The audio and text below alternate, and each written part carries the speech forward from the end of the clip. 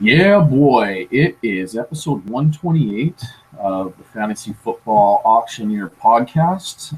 I'm your temporary host, Slim. Fantasy Football Auctioneer is the official podcast of the fantasyfootballauction.com, the internet's only website dedicated to fantasy football auctions. You can find us on Facebook at facebook.com/fantasy football auctioneer, or follow us on Twitter and Instagram at fantasy auction.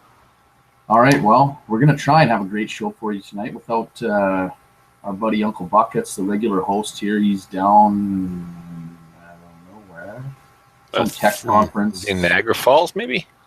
Is it Niagara again? I don't know. It could be. Could be. Well, hopefully he's having fun. Yeah, he'll be having fun, rubbing elbows with all the computer geeks in the province. That's true. But I probably know a lot of stuff, those guys. Wish I did. Not about football, though, but...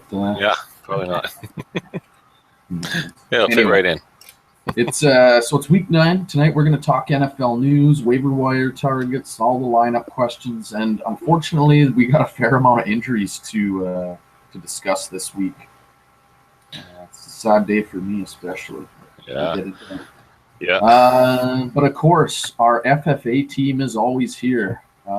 He played against Drew Brees everywhere this weekend in DFS. Blister, you going to hit up the line of credit for some extra DFS account reloads this week? Oh, very rough week for me in DFS. I was watching it, and maybe at halftime with the Brees game, I was in fine shape, but I was leading most of my leagues, and I still had Fitz to play that night. Fitzpatrick, that is, a cheap quarterback I went with, and I was watching the ticker, and I realized that Fitz is out. Geno Smith is starting to make some passes, and I didn't know what happened because I was coaching hockey all day, and so that killed me.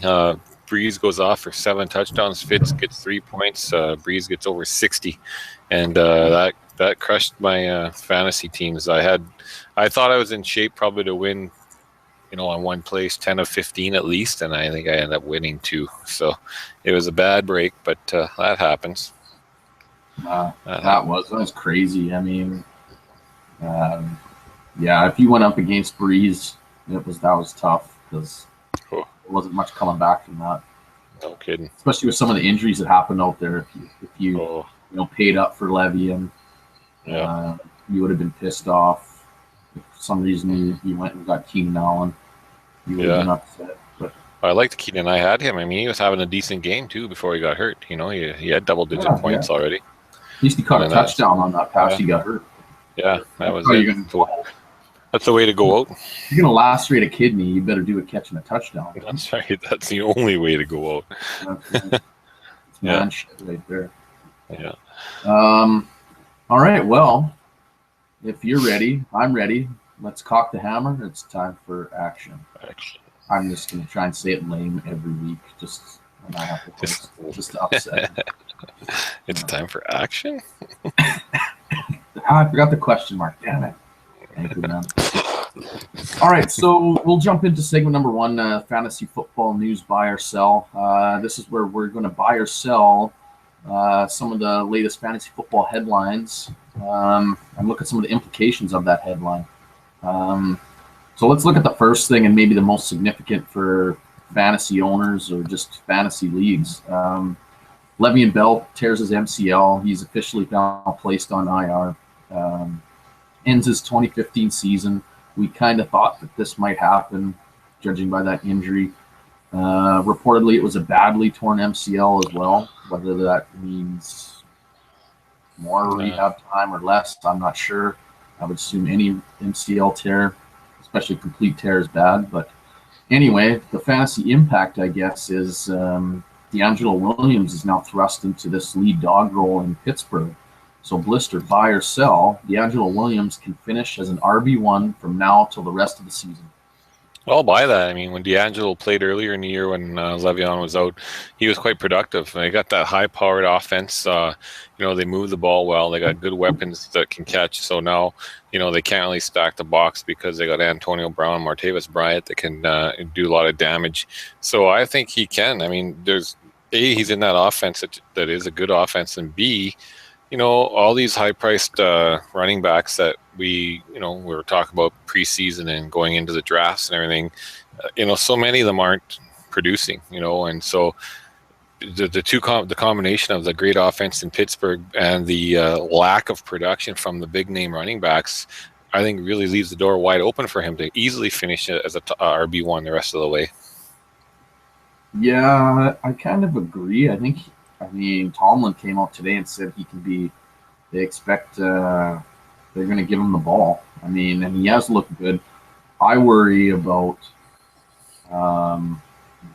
after say 4 or 5 games of this, what's going to happen to his body. And we saw in Carolina, it looked like he would wear down, and he would definitely get injured and have issues with that. So we'll see. I guess I do like that he can be involved in the passing game somewhat too, which hopefully can keep him on the field in most situations. But again, I mean, this is what he was brought in for, I guess, was just in case something like this happens. So here you go, buddy. You and your pink hair, get out there and dominate.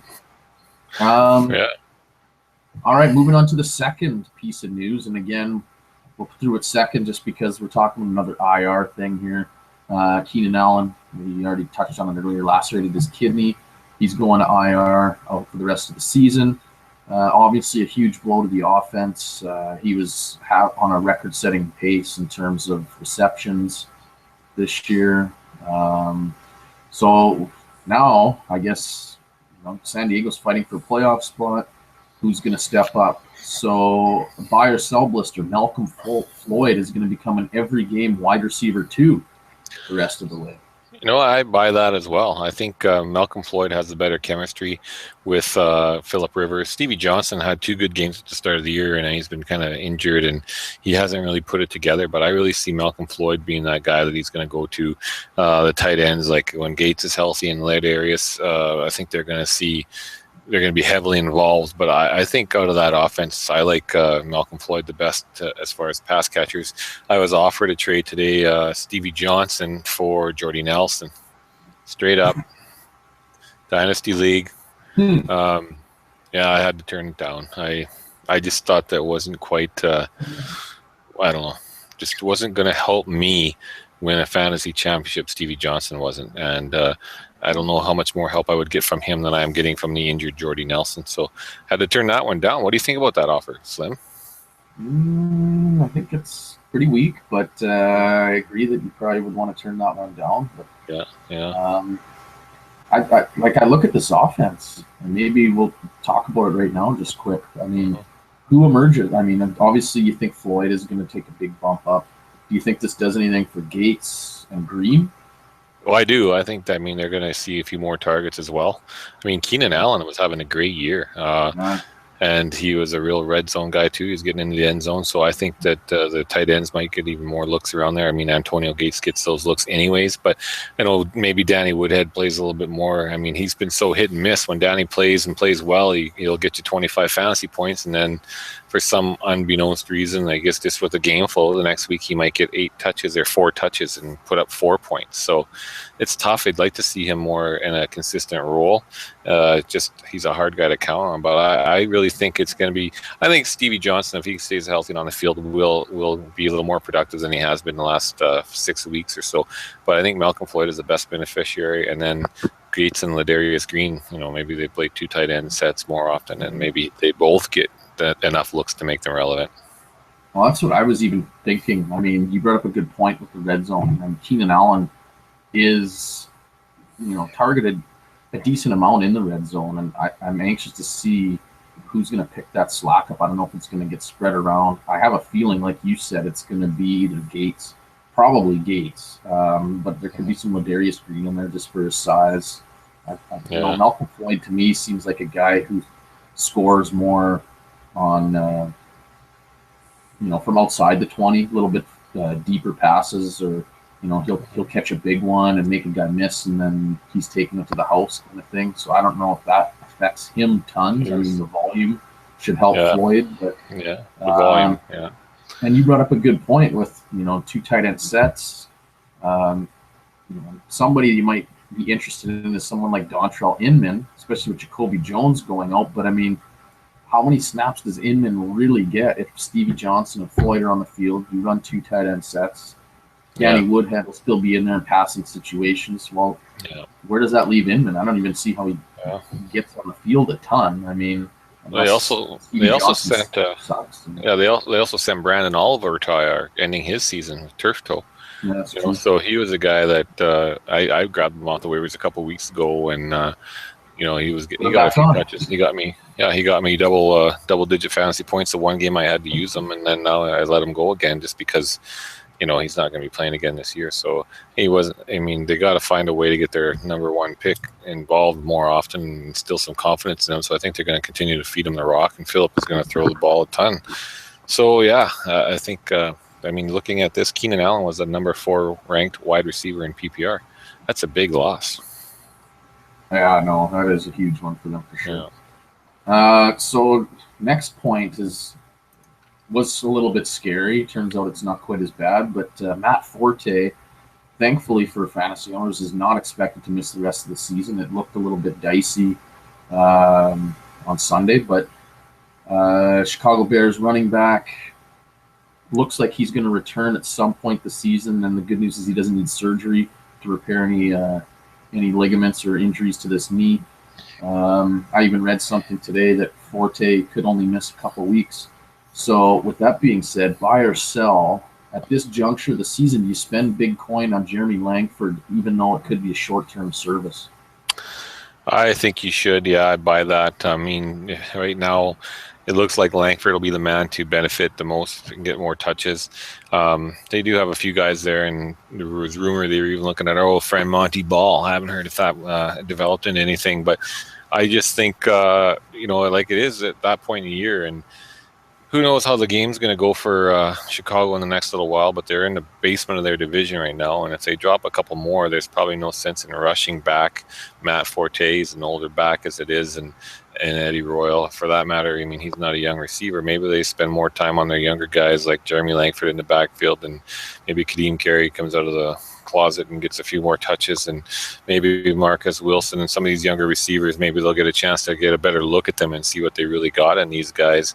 So, I mean, being where they are right now, unless they go on a winning streak, I don't know that Matt Forte will get rushed back. So I would definitely go and spend on Langford if he's out there, and he should be in most cases. I agree too. I think at this point too, like we talked about it, I think last week, how many guys now you're starting to get tight to, we only got maybe 4 or 5 weeks. Yeah. So fantasy playoffs start. Like how many more guys?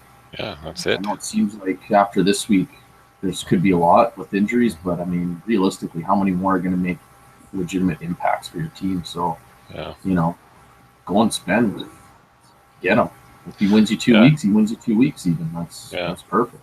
Yeah, I'm not kidding. I mean, I'm looking at some serious holes in some of my lineups this week, between more so for me with the bye weeks and stuff like that. But these guys, I mean, it's the next few weeks are going to be tough with all the buys. So you got that to factor in. Plus, now obviously these injuries on top of it. Also, you need bodies in there, and I might have to put Bishop Sankey in my starting lineup again in some league because that's all there is, and there's nobody out there. So that's sad because he hasn't even, I don't even know if he's touched the ball in 2 weeks. So I'm not really, might be punting that week because there's nothing I can do. Shit. Yeah, speaking of Sankey, I got offered him in a trade.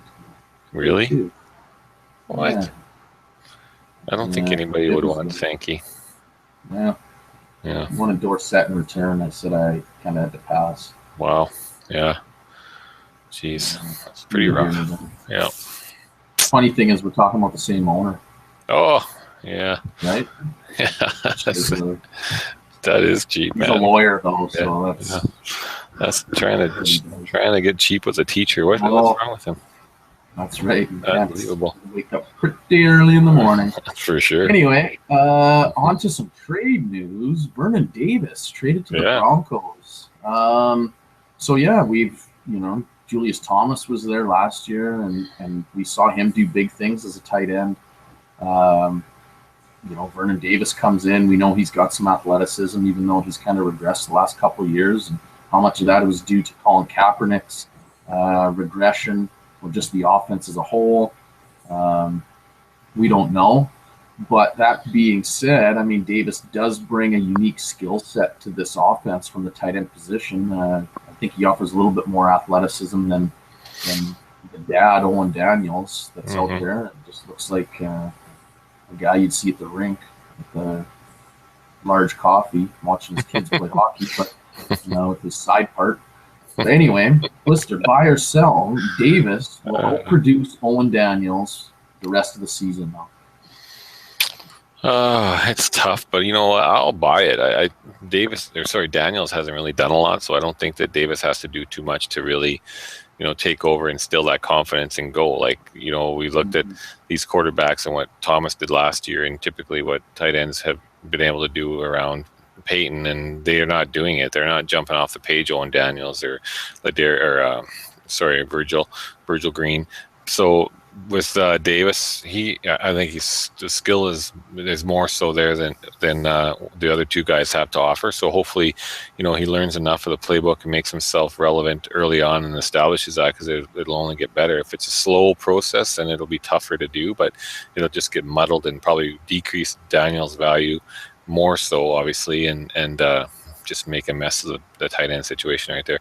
I'm not rushing out buying Vernon Davis at this point thinking, okay, he's gone to Peyton, he's going to be better. Like, I've been looking at all my leagues. I think guys like Jacob Tammy even have a better chance of producing him. He's kind of in a sleeper mind from day one this year. And he's starting to put together some games, because other than Julio, nobody else is really getting the ball there consistently. Guys like Ben Watson is still on the waiver wires in some cases. And, he's not always going to get 10, 11 catches for 100 yards, but no tight ends typically do that, other than maybe Gronk is consistently up there. But he's in that offense. The Saints like to sling the ball. And I think that Ben Watson will continue to produce. And the guy like Zach Ertz has been dropped by a lot of guys because they expected a lot out of him. But I've been picking him up off waiver wires because he's starting to build. Apparently, all signs point to him in the right direction, and he could be a great guy to have down the stretch. So I'd rather look for those guys right now than Vernon. Okay, well, I was going to ask you that. What you thought, like, if you think he's still a tight end 2, if he gets into the low end tight end 1 discussion. I think clearly you still think he's a tight end 2 for sure, and definitely a streaming type guy. Like, I want to see what he does in the red zone. To me, that's where he's gonna. If he's gonna score points, fantasy points, it's gonna come in the red zone. I don't think there's gonna be tons of volume there where he's just gonna catch 6, 8 passes every game. I can't see that. Yeah, you're right. This way this offense is set up. I mean, the defense is playing awesome. They get a bit of a lead. They just have to run the ball. They don't have to sling it 45 times a game. So, whatever they worked on their bye week, it seemed like they really concentrated on that old line, making holes for those running backs, and they both played well. So I think you're going to see a little bit more of that, take some of the pressure off Peyton to make all the passes, and if they can establish that running game early on, they're going to go to it, because they got two. Like, it looks like they got 2 good backs again now. Yeah. So I think they're going to lean on them a bit more. Yeah, no, and they've said they're still going to split them, which I think is good for real football. Denver Broncos, not so good for fantasy, but keeps them fresh, and it should keep them moving the chains and keep Peyton's pass attempts down a little bit. So, not the greatest. But speaking of quarterbacks, Johnny Manziel starting for the Browns. You can believe it. Here we go. Start insanity. Yeah. So, I mean, Josh McCown, he's battling this rib injury. If they played on Sunday, there's a chance he might play. But because of the short week, they play on Thursday night against their division rival Bengals. The Browns are going to decide to trot Johnny Manziel out there because it's a short week. So, buy or sell, Manziel is only an option for owners in 2 QB leagues this week. Well, I'd buy that. 2 QB leagues definitely can run him out there, and hopefully he gets a few points for you with his legs. But I don't trust him, especially against the Bengals. They came off a gutty win, you could say, against Pittsburgh, but I think that offense is better than what we've seen. I think that That defense is also better than what we've probably seen. They're starting to really come together. What could happen in this game as they go out slinging? I mean, Joe Hayden, he hasn't been himself this year anyways, and when he's played, he hasn't really shut anybody down. But they've been giving up a lot through the air. They also been pretty beatable on the ground. So the Bengals could go in and really punch them in the throat here. And if that happens and they get down and then the Johnny's got to start slinging, I think he could be susceptible to be picked a few times. I worry about him. I mean, you could roll him out in a 2 QB league. I wouldn't be thinking about him in any daily formats or anything like that, though. Do you trot Barnage out there this week if you own him? You know, I think he can. I mean, he continues to put up points every week, even in what seemingly looks like bad matchups. He still manages to get it done. They definitely look for him around the red zone. So, you know, Cleveland is surprising in the sense that they continue to put up points. Like, you know, you look at that team and what they got on paper. Yeah, you'd expect them to be shut out almost every week because they don't have any big gunners, big names. Guys have played really well for them, Benjamin included. But it's surprising that they continue to win or even be in games for that matter. Yeah, no, I mean, I think we all thought they were going to be kind of a dumpster fire this season, and I give McCown credit. I mean, I did not see that coming. Yeah. It hasn't been pretty at times, but he's shown that he'll just keep slinging the ball and he'll put up fantasy points. He'll put up points on the scoreboard. I worry about Barnage. I feel like I just don't see Manziel having this kind of chemistry that it seemed like Barnage and McCown had. And I have a hard read on this game now, honestly. I think with McCown there, it was actually going to be a fairly close game, and the Bengals defense didn't scare me tons. Like, if I owned McCown, I wouldn't feel terrible about starting him. With Manziel, it's just such a wild card. Like, I don't know. Yeah. I feel like he's going to be very inaccurate. He'll get you some points on the ground, but I don't know. It could just be a very, very low completion percentage game for him, which is going to hurt a guy like Barnage. And I don't know. Hartline not being there is not going to help old Johnny boy either. Yeah. No, that's a good point. I worry with Johnny at the helm, how any of these guys can produce. Like, I definitely would find other options if you have that, and probably shy away from them in dailies as well. Yeah, it might be tempting, hey, in dailies for some people. I agree. I definitely probably won't be highly owned, so maybe you never know. I mean, they were talking on the radio today, they were mentioning how early on this year somebody won $1 million. Maybe it was on FanDuel because they had Johnny and Travis Benjamin in their lineup, and they won $1 million with that. So that's pretty impressive, but they probably thought they were donating. Yeah, well, that's right. You never know. Goes to show you those GPPs, man. Yeah. Crazy stuff will happen. Speaking of crazy, Cowboys have waived Joseph Randle. No way. Yeah. So, Fox Sports 1 has confirmed that Joseph Randle is no longer going to be a Dallas Cowboy. Apparently, owner Jerry Jones expressed some concern over Randle regarding mental health issues. And, you know, Darren McFadden he looked pretty good this week as an RB1. And Kristen Michael now is going to assume the backup role. They brought him in, so I guess they figured he was expendable. So, Blister, buy or sell? You told us this would happen. I don't know if I did I? I don't think so, but I don't know. I don't know if I ever thought Darren McFadden would look like the clear-cut RB1. I'm pretty sure it'd be a lie if I said that was going to happen at any point in the season. But I didn't know. I mean, we knew Randall had issues. I know we did talk about that preseason when you're stealing underwear or whatever he was doing. I mean, you got something going on there that isn't quite right. So it's unfortunate. I mean, this fellow looks like he probably needs some help, some serious help, to help him with his issues, whatever they are. And if the Cowboys have just cut ties, I mean, Greg Hardy can blow up and push the special teams coaches around and get in a fight with everybody, and they're going to talk about giving him a raise. So you must have to screw up pretty bad to get cut by the Cowboys. That's sad. Yeah, I mean, I don't want to say that I predicted this, but I kind of figured, I mean, I didn't predict Darren McFadden. I figured he would be usable some weeks. I watched some of that game this weekend. He looked good. I'm not gonna lie. I thought he looked really good. Now, obviously, tomorrow, if he gets out of bed wrong, his hamstring can pop or something like that. But that's the danger with him. But that's true. I remember talking, and I can listen to a Dynasty pod, but talking with our Dynasty League, the owner of Randall, and oddly enough, the same gentleman that we were talking about earlier, and saying, like, what did he, and talking about what he would want for him, and he was holding out for I think like a first round pick, and which at the time was maybe a good going rate. But said, hey man, like, what if you can get this a late first? Why not just get rid of him now, and then you rid yourself of this? I mean, because there's a chance, his chance that he could have looked awesome, his value goes up, or else if things go like this, you end up with absolutely nothing. So now you got the lump of coal, I guess. But said person is starting to get pretty thin at many positions here, and so Stevie Johnson. We'll leave that one alone too.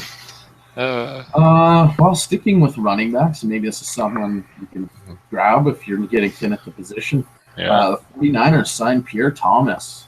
Woohoo! And we've all been waiting for Pierre Thomas to sign somewhere. We all thought it was going to be Houston early on. The 49ers as a whole are a mess, but their backfield's become a mess too. Position that we thought actually looked good probably to enter the season. It was one of their, the most set ones anyway. Carlos Hyde has a stress fracture. There's reports that they might just shut him down for the year, depending on how this goes. Reggie Bush now had season-ending knee surgery. Mike Davis has an injured hand. They've, signed Sean Drone the other day, which was a waste, I think. But anyway, so they had Pierre Thomas come in for some workouts, and they decided, I guess they liked what they saw, so they gave him a contract. I'm assuming they're hoping he can replace a little bit of what Reggie Bush was hoping to offer them. And time will tell, I guess, how much they plan to run him between the tackles as long as Hyde is out, which could be for a while. We don't know yet. So buy or sell blister. This move won't matter no matter what size league or scoring format you play in. Well, I'll sell that. I mean, I know they have a couple other young guys they're going to be taking a look at. I mean, like you said, they signed Sean Drone. They have this Kendall Gaskins that they basically just brought off the practice squad a little while back, but he's been in the system, so he might get the first crack, and hopefully, I don't know, you would know better than me, Slim, because that's your team, about what kind of player he is and what they're looking at. But I think with Pierre Thomas, we know what he can do. We know he catches the ball well. We could be looking at a Niners team that's trailing a lot, so he could end up, getting himself, especially in a PPR format, you could be looking at double-digit points week in and week out if as long as he's healthy enough and in shape enough to play. But I mean, we have 5 weeks left, like you said, before playoffs start. Even if it takes him a couple, and then for the last 3 weeks he becomes a 12, 15-point guy, I'd be pretty happy with that on my fantasy team. I mean, especially some of my fantasy teams that have barely any guys that are like that right now. So if you can get 12 to 15, for sure, you'd be thrilled. That'd be huge. I don't know if we're there yet, but I mean, like, if you look at the things, he does catch the ball. They probably will be losing. So, more often than not, they might be, having to abandon most of the run game, but they're going to have to throw well. He might just slide right in there. I don't know what kind of back Gaskins is, if he can catch the ball or not. Do you? Actually, I don't know much about him. No, I just saw today that they pulled him up. I kind of forgot about him, honestly, because they had Jared Hayne, and it kind of slipped my mind that they let Hayne go, and then they signed him. He fell through waivers, and they ended up grabbing him back and assumingly to put him on the practice squad now. But so he was kind of a forgotten man. I mean, I don't anticipate big things, honestly, from him. I'm skeptical even of Thomas, and I like the signing because I like Pierre Thomas. I think he's still got a little bit to offer an NFL team, but the offensive line is just a gong show.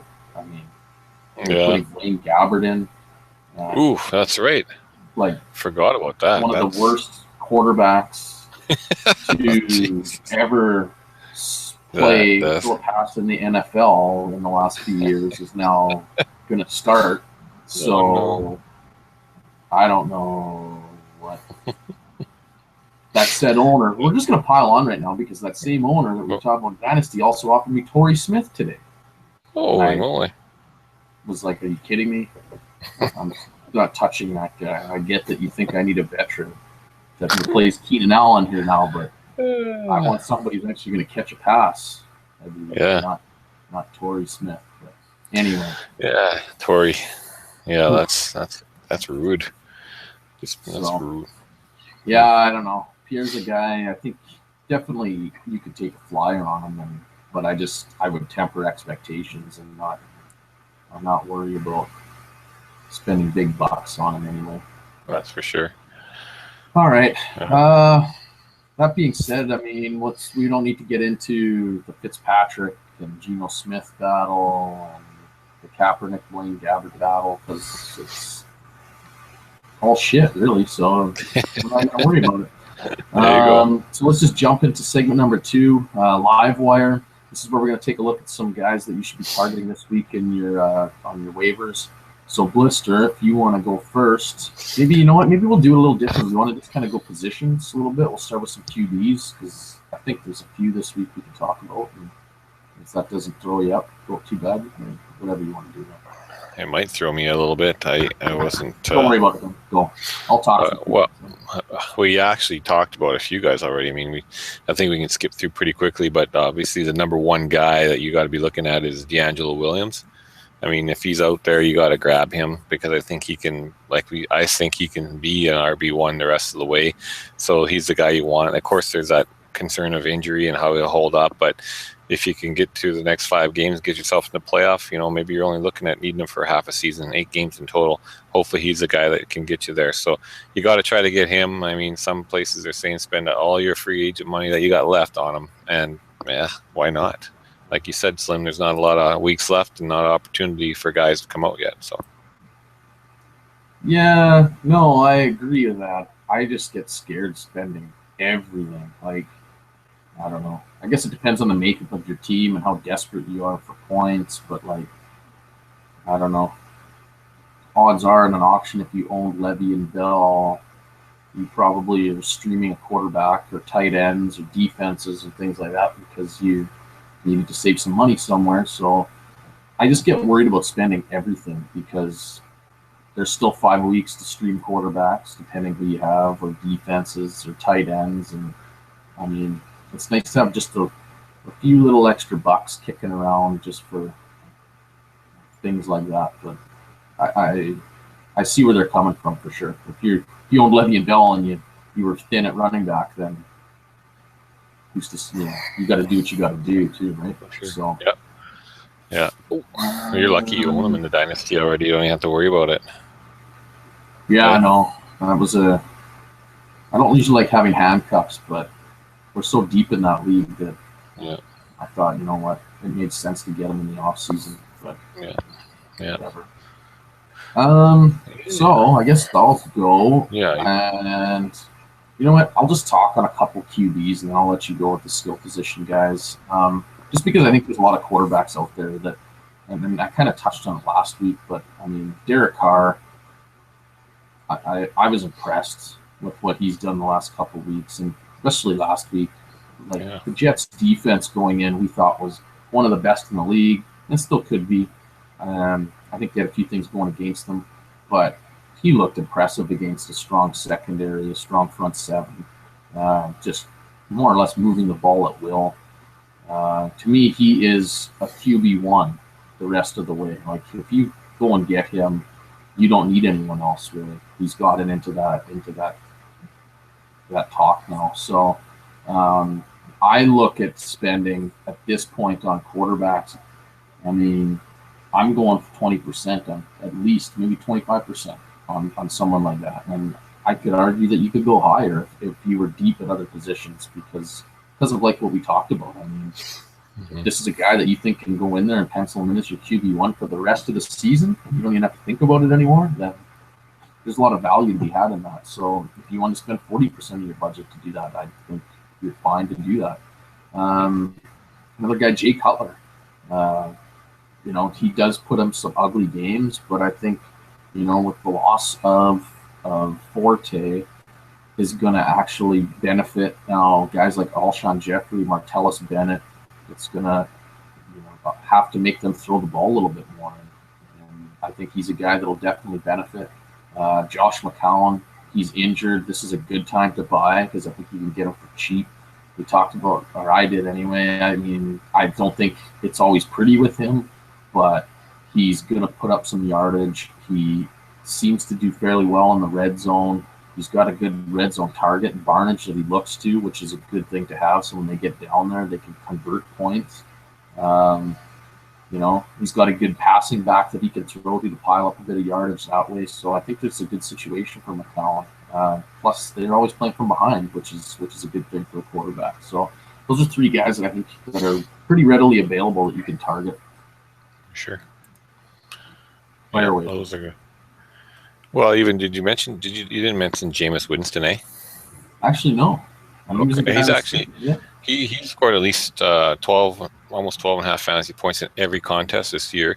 And I'm just reading this. This is straight off number 5, so I'm not making this one up, but they got good stuff on there. I was just surfing about 1,000 different things anyways, but JJ the boys over there, they do good work. Anyways, you wouldn't believe it, but that's something Aaron Rodgers, Andrew Luck, and Big Ben can't say that. So that's hard to believe, A-Rod and some of those guys. So, and I remember talking about him preseason. He had a favorable schedule. He had a lot of, games that looked like they'd be good, at that time of the year. So he's a guy, but skipping over that, in Baltimore, I know we've talked about him before, but Kamar Aiken, through default, he's going to be the number one target now in Baltimore, and he's definitely not as good as Stevie Smith, but he's going to probably just through sheer volume alone make himself pretty relevant each week. Him and a guy like probably Crockett Gilmore's value should probably go up as well. So there's another tight end that Joe Flacco likes to throw the ball. He's got a big arm. The run game hasn't been too impressive this year. Justin Forsett's probably one of the bigger letdowns of the year. So you got to look to a guy like Kamar Aiken and Crockett Gilmore as well for definitely a big uptick in volume and potential fantasy points going forward. Yeah, and a guy that I am interested in as a wide receiver now with the coaching change in Tennessee is Dorial Green-Beckham. Oh yeah. Only because he was getting very limited reps, but he was actually looking fairly well. And the thing, people were talking today about, Wisenhunt, he should be fired. Give him some time to work with Mariota. But you know what? I just look at what he's done in the last couple of years. They've spent these high draft picks on guys, and he finds stupid reasons not to play them. You're not going anywhere. Don't you want to see what you have? Put Beckham on the field with Kendall Wright and Delaney Walker and Sankey in the backfield and let Mariota work this offense and see what you got in these young guys. And maybe you keep your job. Instead of finding stupid reasons like Sankey's footwork and whatever, to not play them. And not to say Sankey wasn't talented. Maybe that wasn't the wrong play, but I think Green Beckham has got skills, and I think a new coach that comes in is going to give him definitely more looks than Wisenhunt would have. And if he's got this raw athleticism and, maybe he's going to turn it on here in the second half and put up some monster games once in a while, it could be kind of like last year's Martavis Bryant a little bit. What I envision in my mind. I'm not saying he'll live up to that, but that's just kind of, I see a similarity there for some reason. And I don't know. If as a flyer, maybe he's a guy you want to think about and just cross your fingers and pray and you hope you get him for a couple bucks. But he's just a guy that intrigues me right now. Yeah, no, I'd like to see that too. I own him in a couple of dynasty leagues or keepers or whatever you want to call them. So it would be nice to see him get a few more looks. And I think Kendall Wright's a little bit banged up right now too. So another reason to get him more involved. So that would be good. Any other guys you want to talk about? Well, I mentioned Ben Watson. Like I said, I was surprised he was still out there. He's actually owned in about 52% at ESPN leagues, but I think that he's getting the targets like we said before, Drew Brees likes to throw. Even Jacob Tammy over in Atlanta.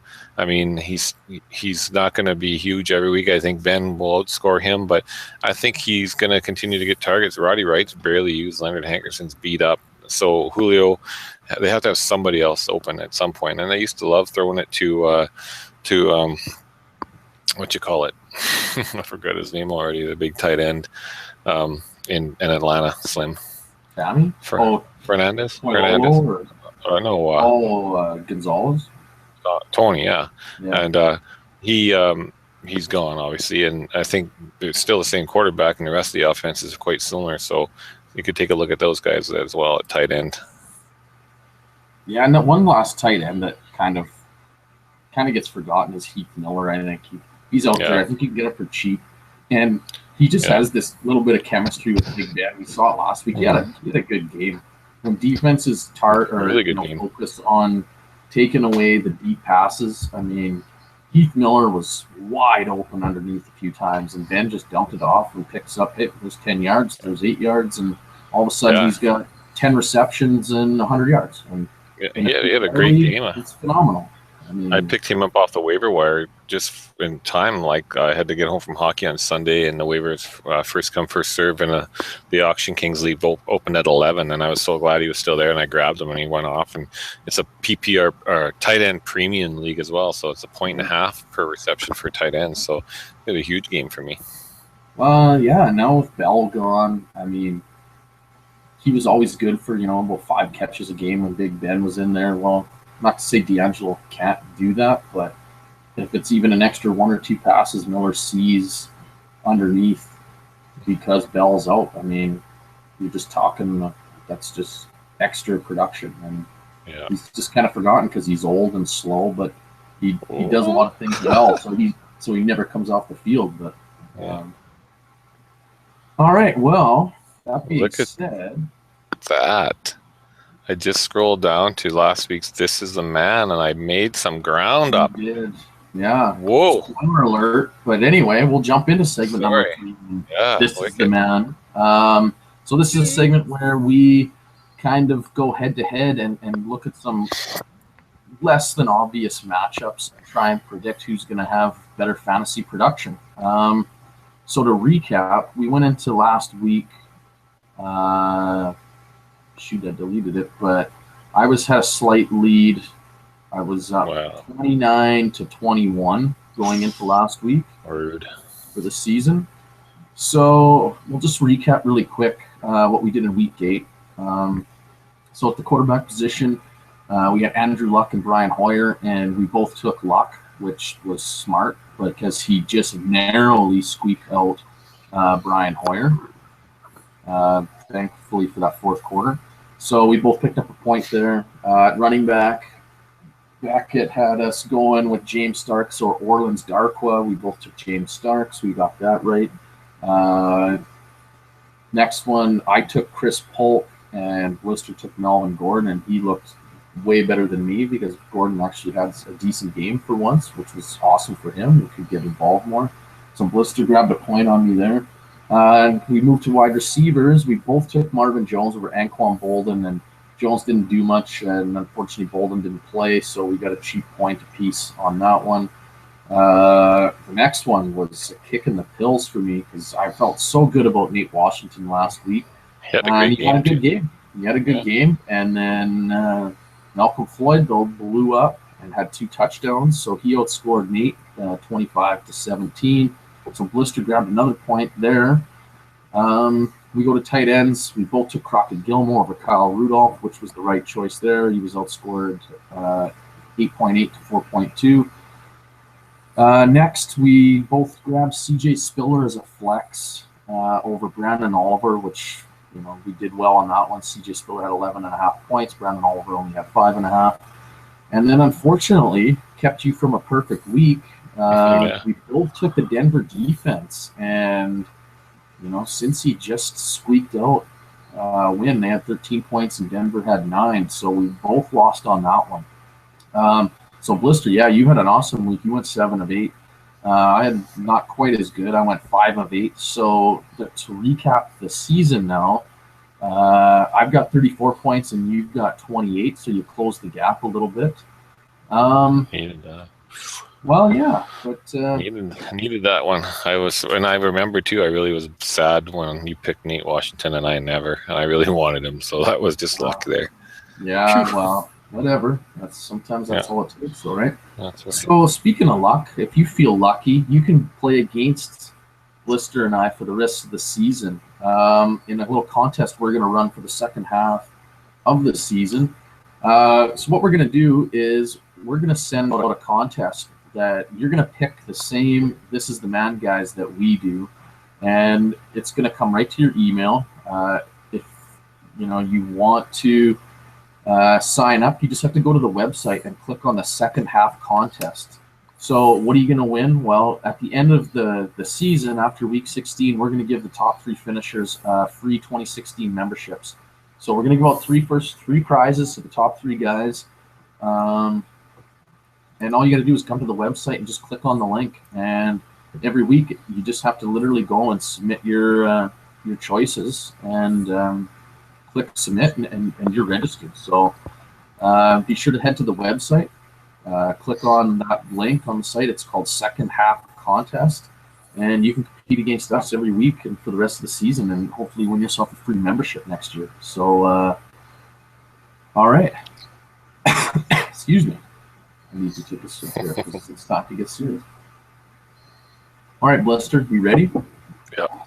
Okay. So, to steal Bucket's lines, you're losing, so you're going to go first. I hate saying that as I'm the host. I'm a loser. So we're going to start quarterback. Our 2 choices are Jay Cutler and Andrew Luck. I like Jay Cutler this week. I think this could be a high-scoring game.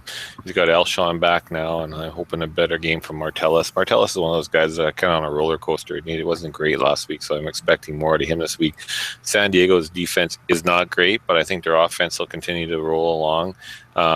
So I think Jay Cutler is going to have to continue to sling the ball all 4 quarters. So I'm going to take Jay Cutler on this one.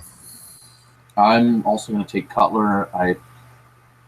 Denver's defense it's good, man. Their secondary could be the best in the league. Sorry, Seattle, but what they got going on there on defense is good. And we've seen Luck struggle.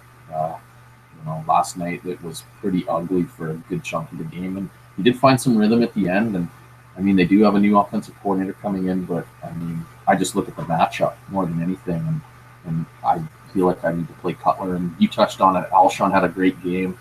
I think they're just going to keep building off of that now for next week. So here we go. We will see. All right, so we're going to move to running back. I got kicked out there for a second. Oh, did you? Yeah.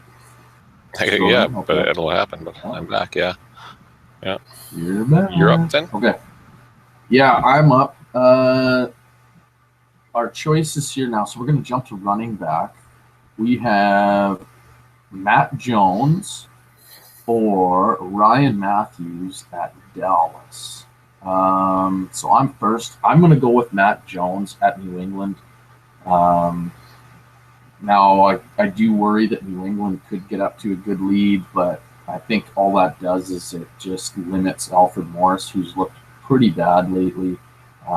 Matt Jones could be involved still in the passing game. So, yeah, I'm just going to go with Matt Jones. And I'm going to go with Ryan Matthews. I think that will happen, and so Jones might be the man there to use. But I'm going to go with Ryan Matthews in this one. I just hope that Ryan Matthews can. It should be a close battle. I think it could be a 9-8, 7-6. I don't know, but I'm going to go with Ryan Matthews. Cool. Okay. All right. And running I'm back up again. 2. Yep, running back 2 here. You got Antonio Andrews at New Orleans or Shane Vereen at Tampa Bay. Well, I think this is tough because I think they're both going up against a little tougher defenses than they kind of think. And, Antonio Andrews, hey? Shane Vereen, yeah.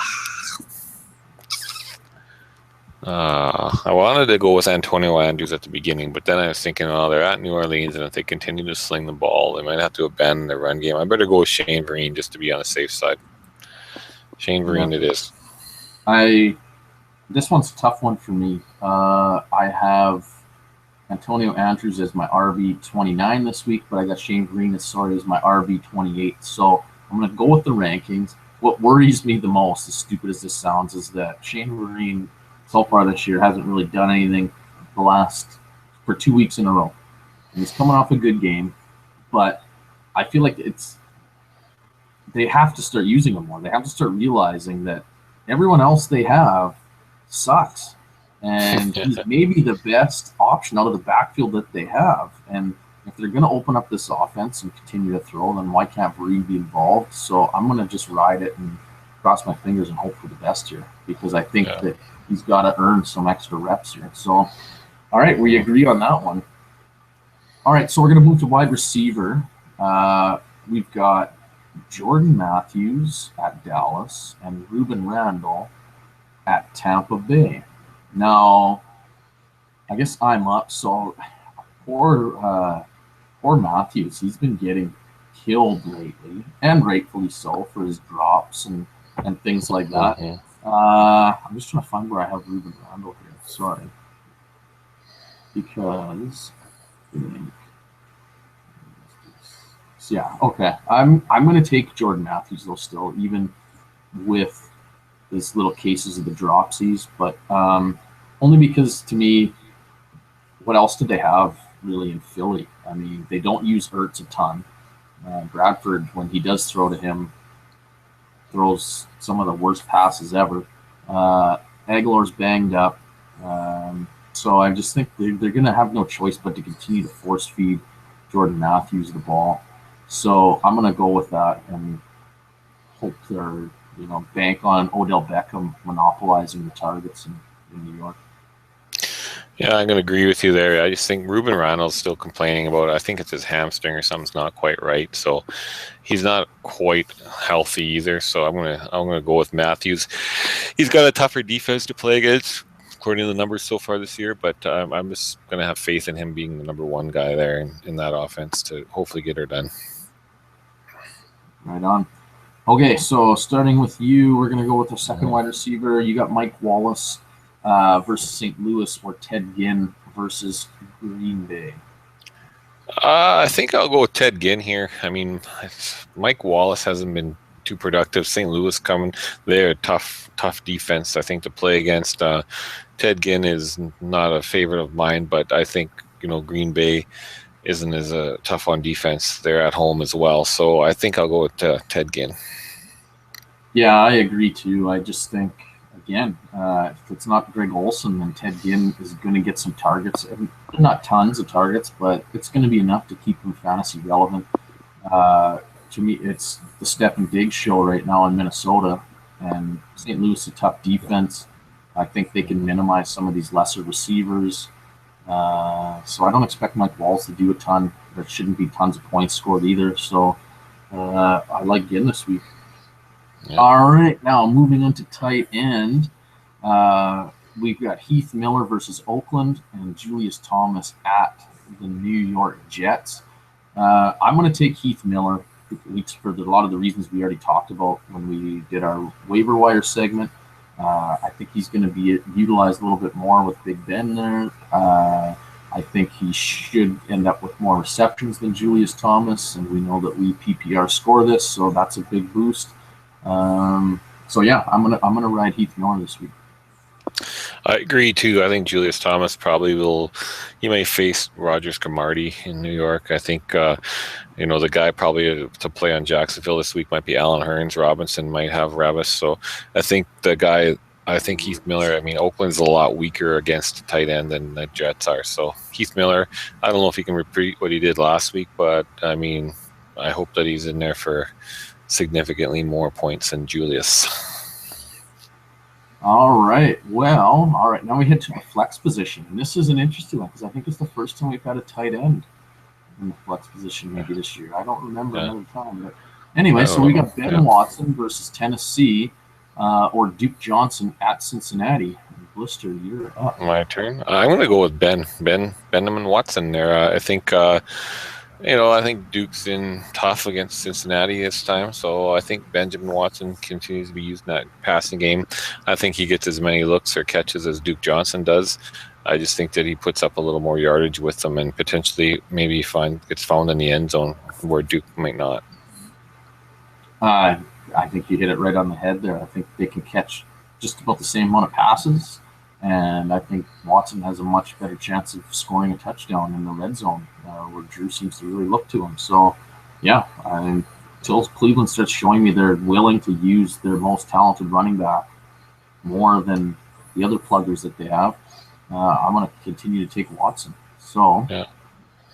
All right, and last but not least, we have our defense DSTs. We got Buffalo Bills versus Miami, or the New York Giants at Tampa Bay. Just trying to look here real quick. Okay, so I'm going to go with the Bills. I've got them as my DST 8 this week. I mean, Tannehill, we saw what happened here. Kind of called this a little bit last week to a buddy of mine who was a Dolphins fan. They kind of played a couple JV teams there coming once they made the coaching change, and everybody figured, oh my goodness, they're turning this corner. Well, there's only so much that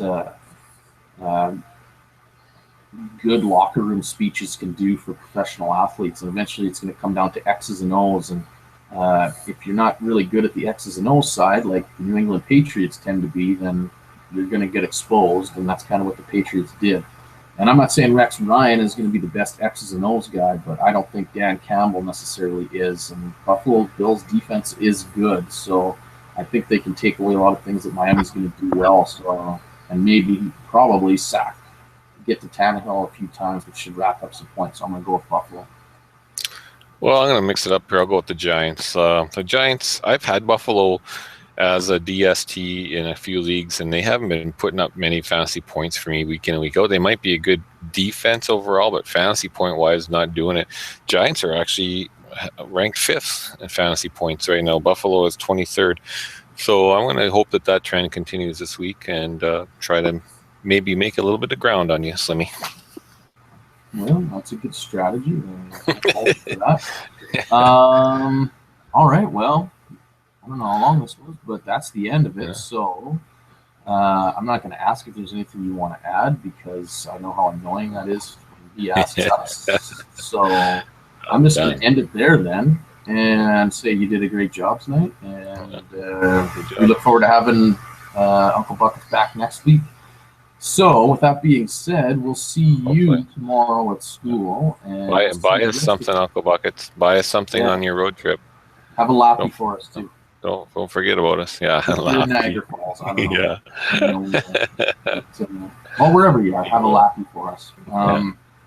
So we'll see the rest of you guys, though, when it's springtime in the Rockies.